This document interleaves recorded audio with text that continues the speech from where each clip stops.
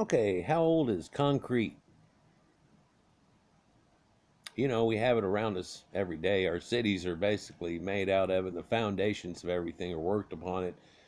Extremely large structures, such as dams, like the Hoover Dam, are made out of it. The largest bridges across ways. So much. How long does concrete go back? Well, this site here, my channel, has shown quite a few. In fact, I believe over 100 examples of, hey, if you look in an encyclopedia, it says this, but yet here's something that shows that, well, I used to use this for a talk line or tagline that goes back much earlier than previously thought. Yeah. So how old is concrete? Well, everybody knows about the Roman concrete and how it was used so well. Place is still standing today. Some people don't make the connection in Latin and how it works out, but they were telling you right then how they made it, and it took us hundreds of years to try to really figure it out. For concrete in Latin basically means with crete, and they were using it from a formula using ancient Cretan ash and sand that actually connects to the Cretans themselves, and they use this ancient plaster that's still up today, amazingly, after all that it's been through in places, although it's chipped off in a lot of places. And that same type of plaster we can find in the ancient Egyptian walls a lot of times, and we've even seen in like faces of Hathor how they had a pillar and then they built that onto it with this concrete or cement or cement from Kemet and formed stone and then carved it out of it. And that's just one of far too many parts that we have in ancient Egypt and these areas. This place we're looking at here is known as Yiftahel. It's in modern day northern Israel. And what they found here on the structure is concrete floors that these houses were built on, and it has an extreme archaic date to it. Let's just get into it as we discuss all of this. There's much talk about green sustainability these days. For concrete, the key word is sustainability and durability, which has to do with constructing slabs and structures with low carbon footprints. Of course, that's the keynote today everybody hears. There's also many ways to do this, but the best way is to use the inherent qualities of the material to provide longer life cycles and to replace as few times as possible or as infrequent as possible. Replacement being the most energy intensive. So how long can the service life of concrete be? Well, you know, those Roman places are still lasting. That's amazing. Well, how about 9,800 years? Yes, there's a form of incredible concrete that's formed here, and even some polished floors we'll get into talking about that date back to 7800 BC. This culture goes for about 1,000 years, and then they move on, and they even talk about it here, but they move on at that key point of about 6400 BC that keeps getting brought up in our timelines also. And hopefully, if you've got your puzzle sitting there in front of you, this is a key connection into that puzzle, for this would have connected to some Neptunes people that we're talking about that moved around here and there. Shown here are 6 concrete floors just in this little picture here. They were cast over time in one of the Neolithic buildings by a pre-pottery Neolithic Part B or PPN culture 9,800 years ago, and it's hoped that examination of the concrete in each floor will reveal how their concrete technology developed over time. But make no mistake about it that what they also showed here were a layering, and we'll talk about that here later. For, well, okay, they had concrete floors, and then there's a civilization that is under it that didn't have a concrete floor. No, just like in the Sumerians and so many other places here, they're building up a hellish situation, and in this situation they have a floor built again on top of it on a floor, built again on top of it on a floor, rising themselves up. oh, this is the smallest high rise ever compacted over. And then now you have this great flooring that's up under it that goes 1, 2, 3, 4, 5 levels in places. The concrete industry, though, is more fascinated with concrete, of course, than other trades are about the materials for which they work. Those in the industry push the limits of what can be done and can be learned about the technological developments that can make it even better to keep up with ever-changing upgrade of tools to form, place, and finish it. Concrete professionals point with pride to projects that use concrete to push the limits of what's possible. So one would think about, of course, the Hoover Dam, but all of the sidewalks that run in crisscross across every major city, all of the curbing that goes along in the streets and roads, and foundations for buildings that are the foundation of every building and every house that you see in front of you. But I'll be darned, these people had concrete foundations right at 10,000 years ago.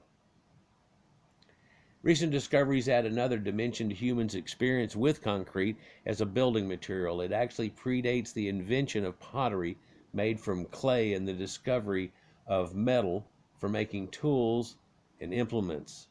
Along with wood and rock, it's the oldest building material. So usually when people think about this, they wouldn't put concrete in here at all, but they also, of course, don't usually put bricks in this situation either. For bricks seem to be a modern thing, and our houses are all built out of it and so on, or at least a good portion of them.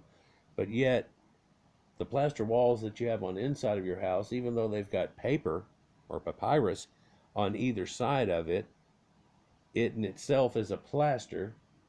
That's that drywall, and then on top of that is a plaster coating, and it's usually textured for your appearance and your want and so on. And no, we don't do giant mosaics in our houses and things anymore, but wouldn't that be cool to have stuff like that in your house? There's been a few expensive houses I had to deal with that had things like that going on, but in a modern day, smaller houses, they don't do so much. Although I did take one of my daughter's walls and paint it all like a giant reef, and had a representation of me and my wife diving, and Nemo and Dory and the whole 9 yards going on to it. Thought it turned out fantastic. Lasted us through their whole childhoods up until modern day. But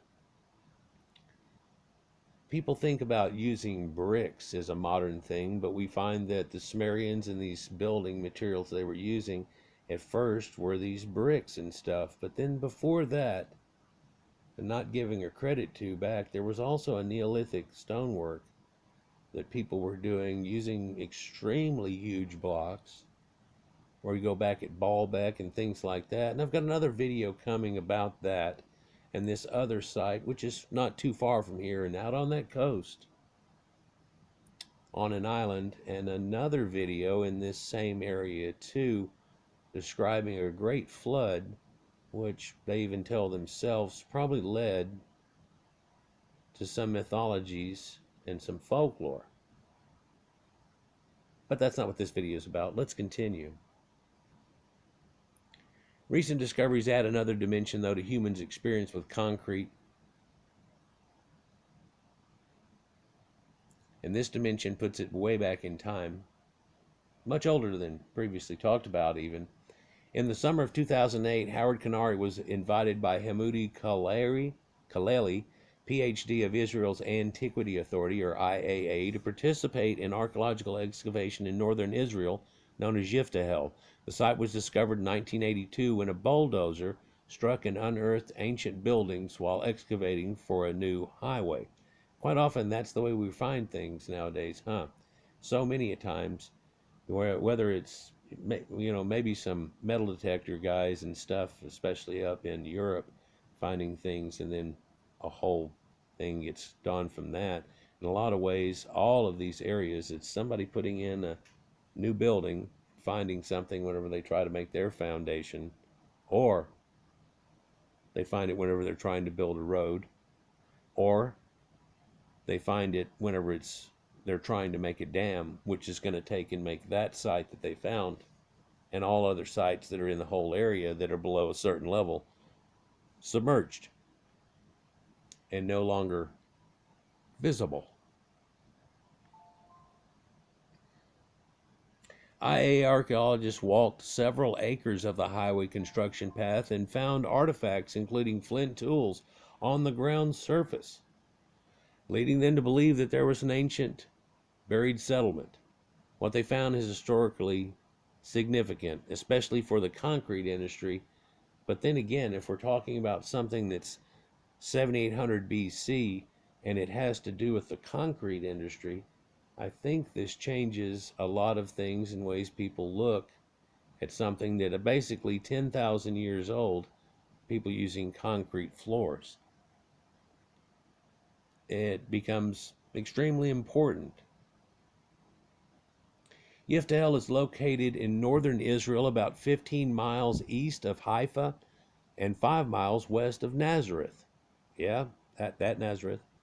The archaeological remains are embedded within the eastern bank of Yiftahel Valley and are estimated to cover at least 7.4 acres.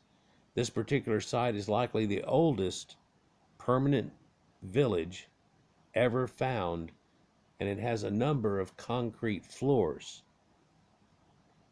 Let that last statement stick in somewhat, but we've looking at when civilization worked itself, and so the statement was made earlier about much earlier than people give credit for or thought. And we talked about the Sumerians, and people had it at about 2800, no, 3200, no, 5200 years ago. They had it, oh wait, there's these places up here, Catalhoyuk, and hold on, this place that we're looking at is pre-pottery Neolithic, and they actually have grinding stones, multiple ones of them. I would have been making bread and stuff in situation. Yep, here's grains and stuff. Oh, this is going back much earlier than we thought. 23,000 years in making bread so far in verified forms, but they found also a bread grinding type thing, but it was much older, and at the time they were like, ugh, and they weren't putting two and two together. And of course, people back then aren't even considered almost hunter-gatherers in some literature of the olden times, but yet you find that they knew archaeoastronomy. They knew all kinds of things back then. You get to Göbekli Tepe and they're trying to say, okay, well now, here it is at 10,500 BC. This is whenever they got people together to build this structure. Well, Karahan Tepe is dating older than that, and there's 8 of these structures like that, and a couple of them look like that's not just temple-y things. People were living there. This is probably the people that actually got together and built the giant temple that they would go to every once in a while that would end up being Göbekli Tepe. But it's showing that some of those go back older. And then we can find sites that go back 22,000 and so on. And then, of course, we're left with very few artifacts at all and cave paintings, which are a luck adventure.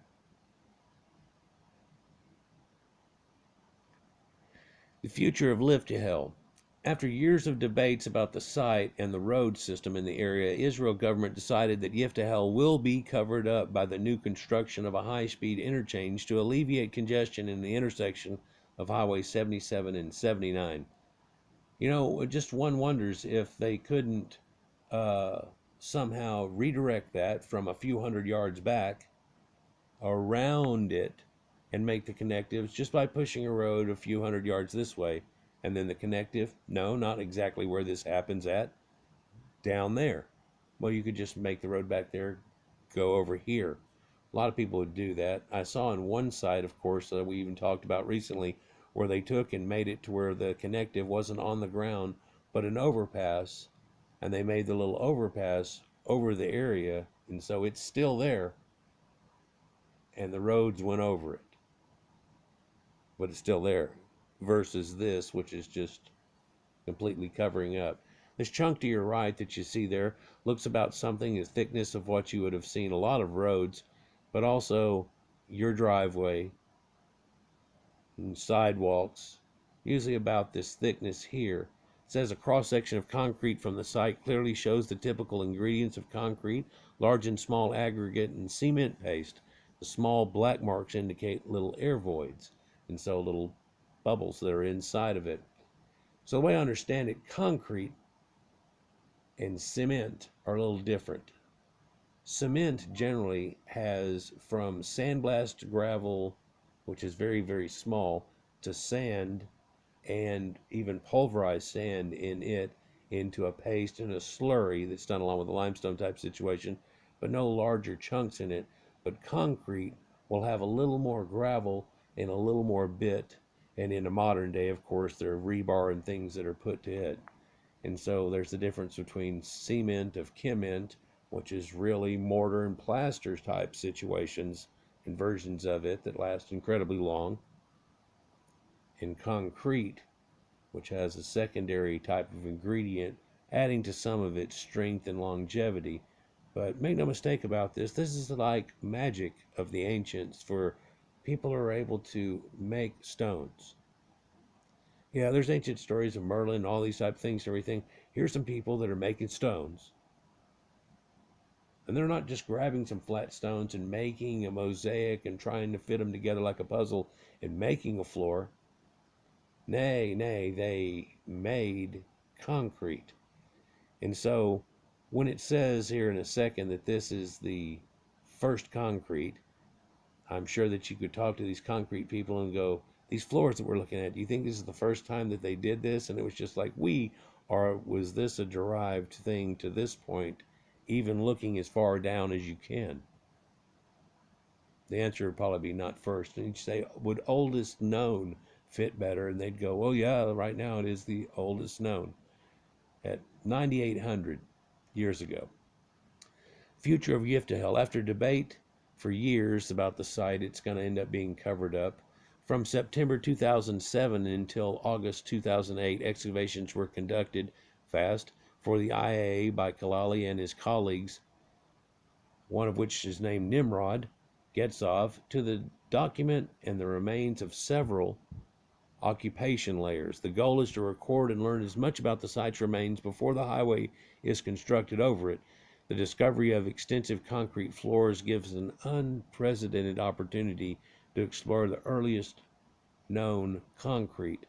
There we go. I like that statement, because right now you look at that picture and it says the first concrete. Well, you can use that term, but I don't like that, because I think we've said that about 6 times now so far, and now we go back to 10,000 years ago and we're going, well, then this is the first concrete. It's the oldest known concrete, like it said right there. So you look here at this pit grid that's done, and each one of these things are like 16 by 16 foot, so it's nowhere, anything small. You can take those left 6 that run up and down there, like a 6 on a dice, and make a tennis court out of that. There's concrete up under a lot of these ones, but the one that's showing special right now is this one to the right here. Has some little holes in it that are cut down, and it looks like that may have been done in ancient times for certain situations too. There'll probably be more come out about this, but of course this is kind of hidden up under a highway now, and like not up under the highway, it's gone pretty much, but we were able to look at it, just like a dammed situation now where there was something sitting there and there's water over it. It's not in vision or not there anymore, and not much is said about it. But what's also special about this, let me point it out when they say it, that aerial photo shows the archaeological site at Yiftahel. The square excavations are each 16 by 16 foot, and the 18 by 40 foot building, which that concrete we're looking at, footprint with parts of its floors shown, is oriented in the direction of the North Star. Mixing and placing concrete to cover the 720 square foot floor is a major undertaking. Now they're doing it to the level and depth that we were just looking at earlier too. And so one would think about how much they would have to go through at one time just to collect the things and to make the lime and so on. But then also it would have to have been done all predominantly at the same time by a mass of people to have been able to even pour that floor there that we're seeing. We'll get into it a little bit more if we go here. The pre-pottery Neolithic Part B, or PPNB, culture used rock and mud to construct walls and concrete for the floors. Yep, they were foundations of some of their floors, not all, were actually concrete like we have today up under, no matter what kind of flooring you have. It's wood or shag carpet even. The buildings were rectangular and aligned to true north, indicating that the inhabitants were developed some knowledge of how to do layout work. And it wasn't layout work out of how to make something square. For I helped in framing houses and laying out stuff, and you look at the floor plans and you work off of it and set it off of it. But things aren't drawn and depicted to the North Star. And in sacred situations, what's going on here is people connecting heaven to earth with the sacred geometry and everything else that we can find going back even before this date to a culture not too far up in Anatolia. And later they'll talk about how when everything changed, they went more south. But make no bones about it, this area that was here was much more lush at this point in time that we're talking about here, a much more greener place. And those sacred cedar forests were much more growing down in this area and used up during this time and long ago. Archaeologists found as many as 6 layers of floor, one on top of the next, providing the opportunity to find out how their technology developed. The floor finishes vary, indicating differences in ability of the times. They may have used large stones to polish floor surfaces. Like after setting the floor, you notice how your garage probably has a polished floor that's in it. But they don't polish your driveway. In fact, it's left one state rough. And in doing so, you have grip. I mean, you wouldn't want to polish it like the garage because, well, if you got the garage wet, you'll just slide and slip. This wouldn't be a great idea. And so we have a finishing level of concretes, but they're showing that here. However, no evidence of the tools they used exists. Careful laboratory examination of samples may explain how the floors were placed and even finished. Investigation by several scholars for the past 25 years revealed that some information about these concretes, but there's still much to learn. Archaeologists usually refer to these materials as plasters, but they are more correctly designated as lime concrete and lime mortars. Wood fire and kiln temperatures achieved at this point in human history were at least 850 to 900 degrees and sufficient to calcine limestones to make lime, but not enough to fire clay pottery or produce hydraulic cements. Well, you can find that just blowing on a fire makes the thing get hotter. And how far back does the knowledge of that go? Well, that goes back way, way back when people would get a fire kicking and so on. But you could also perhaps, once they've done things like this, put it in a little environment that looks a little like an igloo, and as it breathes through it with the wind coming, it would of course get up much hotter than normal. And realizing that state and needing to make it happen, eventually bellows and things like that came from it. But they're having to cook and biscuit up to this point and then pulverize it and utilize it with a few other forms. It ends up being something like, how the hell did they know to go to this point? And again, it goes back much further than this, but here we're finding where we're realizing it must go back a little bit before this and the knowledge that's forming here. But whenever it does so also, this is concrete that we still use today for so many things. Garfinkel, 1987, studied a 1,180 square foot area referred to as Structure 700. The floor was 1 3/4 to 2 3/8 inch thick and required 7 tons of calcined limestone. This early work revealed a highly organized technological society that developed an industry to produce the lime cement to construct the concrete floors. The following steps must have been developed. before we say it, let's go back to this again. These people were highly organized and technological advanced society. They were so developed that they even developed an industry at this point to produce the lime cement to construct the concrete floors that are involved, where it required a whole lot of people not hunting and gathering, and some people being able to hunt and gather like a very well to make up for everybody in a time of prosperity where, of course, projects like this could be endeavored by a large amount of people. And it, make no bones about it, would require the strong men and things that you would think would be hooked up with hunting. So the super hunters would go out and take a couple of antelope, and we'd be using that day after day, things like that, while civilization was able to take place. Which, of course, this isn't the first form of that either. So you have to plan for the quantities that are needed. You have to quarry this limestone from nearby rock outcrops, and of course that requires a hell of a thing whenever they give people a credit of having, like, maybe they took the deer antlers and they were digging in the ground. No, we're talking about being able to chop and quarry stones and situations like that. There comes a point where people realize there has to be an advancement past the point that even copper really will not make up for, and the way they're doing it, where they're using stone tools. You know, they have all these old axes and stuff, so they were chipping out these lines and developing a crack, and then using the stone tools, just as later people use the metal tools. Well, many instances it looks like so, but they've got to quarry all of this limestone out. Then they have to transport it to the kiln site, crushing and sizing the raw limestone, so basically becoming a, a quarry, but actually somebody that's just pulverizing.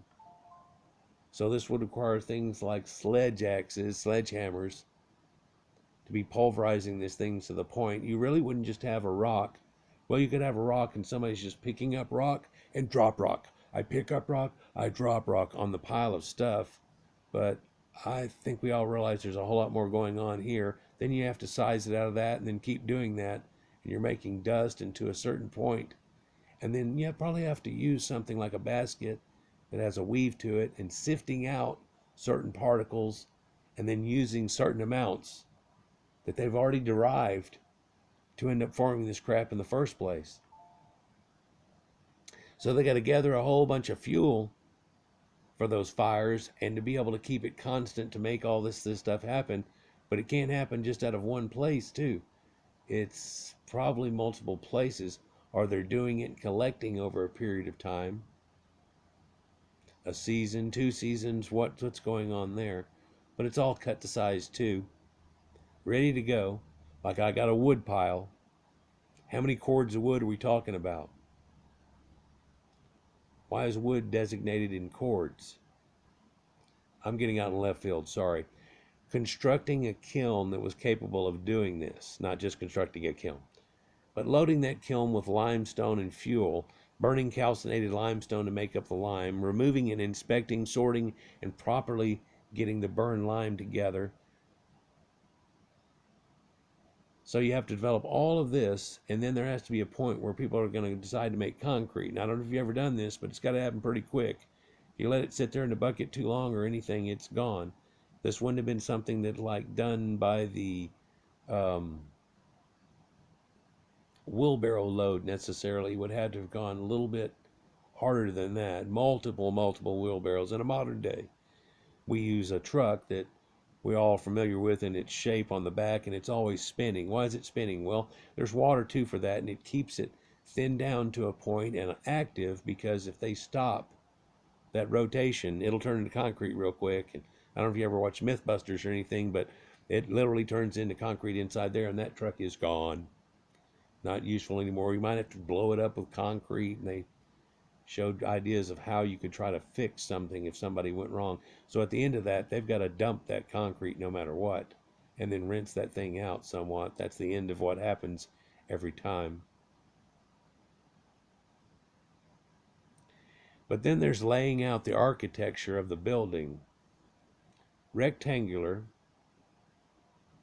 and it has a geometric shape, which is real familiar if you've been looking into my sacred geometry. But then we find that it's also pointing at the North Star, and all these buildings that are concreted are doing so. So everybody's going to jump on the idea that those are the temples. You could just as easy call them as the astronomy points, the gathering point of the priest of the time, but these were priests of astronomy and a lot of other things, a knowledge that wasn't just about one aspect for certain. But now they got to transport lime, cement, and aggregates to the construction site, mixing, placing, and then finishing this thing. Yeah, they finished the concrete floors too. So this is anything new. You talk about finishing floors, and we talk about, how your concrete in your house is to one point, and it's polished to a little bit better of a point out here in your garage, but the driveway is always done with a grip to it, and of course your sidewalks are done too. Mentor examines 2-inch thick, 2-layered floor samples from a building at Yiftahel and found compressive strengths of 1-inch cubes to be 4,900 psi for the base layer and 6,500 psi for the combined base plus the finish coat. Yeah, so there was a finish coat put on top of it. That was a little bit better, so it was probably roughed to a point up and then a finish coat put on. Chemically, the samples consisted of nearly pure calcium carbonate, which is carbonated lime, and a small percentage of silica attributed to sand, which of course is mixed in different amounts depending on what you're doing. The base layer had porosity and crystal sizes, suggesting it rough compaction, while the finish layer was dense with very fine crystals, suggesting it had been wet and well troweled. So I don't know if you ever heard anybody watch them do this, but they will get from outside of it, well, as they're doing it and the truck's pouring it on there, neat, and doing all that stuff, they'll take and jog it around. They have these other things they stick into it, it vibrates and tries to pull all the bubbles out of it while they're doing it, but then they take and start troweling it over and they wet it down, and then they start pulling the trowels over across of it, and it gives a uniformity to the whole thing rather than just letting it sit and flatten itself. They're making sure it's flattened out. Well, this was done in that way, in fact, to a point that these concrete expert guys, which is where this article comes from, shows these people had it going on. Well, when? At what point in this did they have it going on? Yes.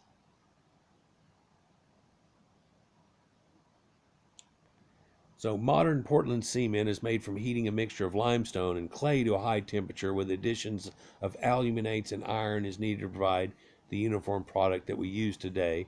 That's Portland cement.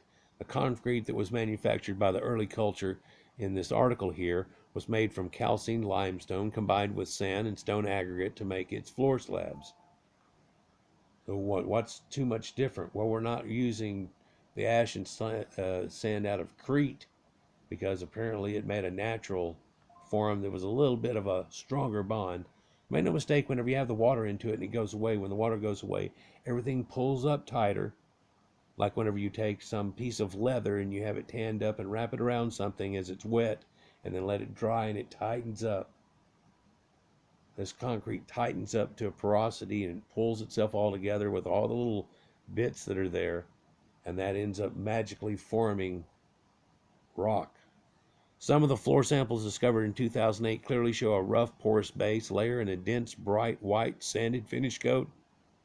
One small area was painted red, like red ochre or cinnabar, which we've talked about here recently. Maybe they were even trying to procure mercury out of it. Some decoration was used, but it's unknown to what extent. Well, these walls, could they have ever been plastered also and had paintings on them and looked like Catalhoyuk? Oh yeah, long ago things like that could have happened. It looks like they took down their own walls and built others up from the afar, or things that were left there from it, and did that over and over a few times though. The floors with white finish coats were probably decorative, wearing surfaces, but other areas are rougher and somewhat easily abraded. It is speculated that some areas might have been covered with boards or even textiles. So the idea that there were areas that there might have been rugs, or there might have been even a wooden floor over the top of it, like we do in our modern homes. Small, thin planks put together, like they use for ships, and you can use that same concept and make some flat floors there. Many large holes were found in the floors and pits, some with intact skeletons or modeled plastered skulls.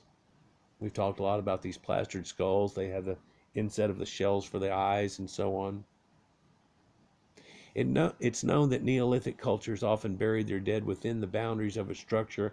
In this case, the floors were excavated, bones were interred, and the floor patched over with fresh concrete. So they would dig up the floor and put them under their house and then concrete it over. Upcoming research. During this past summer, samples were collected from 12 separate floors, along with samples of limestone likely used in the raw material for cement and local sand that might have been used as fine aggregate. Sub-base materials under the floors also are collected, as well calcinated limestone from the remains of a kiln, by now completely carbonated. The quantity and diversity of these samples will help estimate the load-bearing capacity of the floors and lead to an understanding of the ancient construction means and methods used. So they're having to look at it to this level, people, at this dating and stuff. And you see the picture here on the right, and it's got some slight fracturing all that goes into it. I don't know if you got a driveway out here in Texas, but that's the way usually your driveway, your house ends up looking, is cracked a little bit somewhat. They've taken to putting little slits in between each one, and then you'll get parts that raise up when other parts lower and stuff. But there it is there. The site investigations raised many intriguing questions, such as, were the floors constructed by the local inhabitants or by entrant skilled crafters from somewhere? Or were these the earliest cement masons? Were the buildings used as homes or stone tool workshops? Were they used for storage or animal care? Why were the buildings sited and oriented to the North Star as found? How long would they have taken to construct? How long were they occupied? What did the people learn about making concrete over time? Here, did they learn it before this point? Under the picture it says, this larger section of the floor shows one of the various crack patterns for the concrete floors at Yiftahel. Subgrade under the concrete floor was compacted with smooth surfaces, allowing for movement in the concrete as shrinkage even occurred. When all these cracks occurred will never be known. They could have been developed at a time for the past 10,000 years. A lot of people would say it probably didn't happen right off the bat, because then it all of a sudden looks like a concrete wall or something, and somebody threw it down on the floor and shattered it to pieces and stuck it back together like a puzzle on the floor. It certainly was intact, and probably during earthquakes and problems, that's whenever it started fracturing and cracking. And of course, if we're looking over a span of 10,000 years and knowing what happened in this area, and I've got another vid coming up, like I said, about a washing in flood that goes quite some distance. No, it doesn't reach this point though, but at the time, the ocean was much farther out though. Carbonized wood and seeds at the site provide accurate and precise dates for occupancy, but the precise reason for abandonment of the site is unknown. Some scholars suggest that swift climate changes brought about by northern Atlantic Ocean currents reduce the ability to grow crops and cause game animals to migrate south, with humans following. It's possible that this event probably occurred 1,000 years after the initial occupation of the site. And now we're getting that 6,400 year type BC date that we quite often run into when we're talking about these ancient sites, and especially ones that were kicking ass and then got left, and then, oh look, there's these people over here that kind of are doing the same thing. And they say here that from this point, northern Israel, this caused them to migrate south. Well, from this point, you can either run down and over into Yemen, or you can run down and hit the Nile and go up into Egypt, or you can keep going around the Mediterranean, go all the way across North Africa. Or actually, from this point we are here, if you were to kind of go diagonally the other way, you'd run into the Tigris-Euphrates situation and could run that down to ancient Sumerian people. If you cross that river, you could lead all the way across to India. If you were to go north from this area, you'd be in the Caucasus Mountains. If you were to go north and then east, you're in ancient Proto-Indo-European lands. North and west is what we think of as Western Europe. So they even have carbonized wood used at the site, seeds at the site. Archaeologists working at Yiftahel have extensive experience investigating ancient sites from the viewpoints of archaeology, anthropology, sociology, and history, but not as construction experts. The mission now is to examine the samples using concrete construction eyes to better understand concrete materials and construction techniques. It is hoped that funding will help the concrete industry learn all it can from these remarkable ancient people and the world's oldest known concrete floors. There are plastered floors also in Catalhoyuk and a lot of other places. And so I guess there's a contention, but this article is actually written by concrete experts. Yeah, along with some of these other people here. And the senior editor for residential concrete. So people that are doing concrete work around the world, because it's their job, would know about this, but most everybody else will probably never hear about it unless they see a video from someone like me or others, if they're looking for it, or if somehow they found oldest ... oldest concrete. So how old is concrete? Well, it looks like right now we've got it at 9,800 years ago. Might as well just call it about 10,000 because they apparently were working on it a little before now. Perhaps someplace else before they moved to that exact point. Before, as these guys noted, they moved on, apparently south, knowing the Neptunes and what happened out of there. Well, did some of these people still stay there? Yeah. Were there some of these people still northern? Yeah, in Anatolia and everything. We've got sites that show all of that and its connectives too. Like, share, and subscribe, and enjoy, and we'll get on to another series here. And by the way, I've got a few archaeological sites in this area right here and close to it that are showing here recently, whether it's a ship with some ancient copper that's questionable, to megalithic stonework, and in fact a flood which led to mythologies and folklore. Peace.